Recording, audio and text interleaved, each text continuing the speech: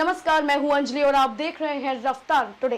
तो चलिए शुरुआत करते हैं आज की बड़ी खबर से। श्रुति शर्मा, अंकिता अग्रवाल और सिंगला ने सिविल सेवा सुरक्षा में क्रमशः प्रथम, द्वितीय और तृतीय रैंक प्राप्त की है। इस बार टॉप 10 में प्रथम 3 स्थानों पर नारी शक्ति का बोलबाला रहा।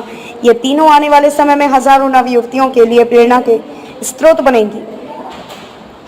उनमें इस बात का विश्वास पैदा करेंगी कि भारत जैसे परंपरागत समाज में भी अपनी प्रतिभा और लगन की बदौलत स्त्रियां नई ऊंचाइयों तक पहुंच सकती हैं। दरअसल देश में लड़कियों की शिक्षा का परिदृश्य बहुत संतोषजनक नहीं है। हकीकत यह है कि देश में 52% लड़कियां स्कूल के स्तर पर ही पढ़ाई छोड़ देती हैं। अनुसूचित जाति और जनजाति की करीब 68% लड़कियां स्कूल में दाखिला तो लेती हैं, लेकिन पढ़ाई पूरी करने से पहले ही स्कूल छोड़ देती हैं।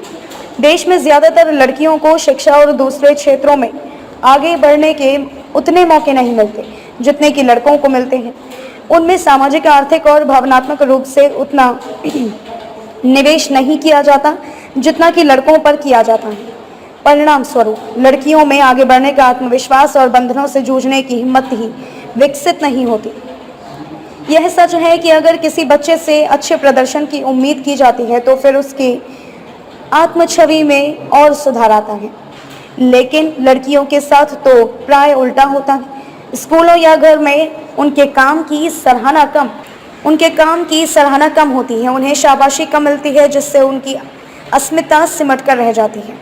इसका उनके प्रदर्शन पर नकारात्मक असर होता है। बिहार और उत्तर प्रदेश में किए गए एक शोध में यह तथ्य सामने आया है कि लड़कियों की पढ़ाई में उनके अभिभावक ही बाधक हैं। समाज में असुरक्षित माहौल एवं विभिन्न कुरीतियों के कारण 8वीं या उससे बड़ी कक्षा की पढ़ाई के लिए उनके परिवार वाले मना करते हैं। कई लड़कियों को कम उम्र में शादी करने के कारण बीच में ही पढ़ाई छोड़नी पड़ती है।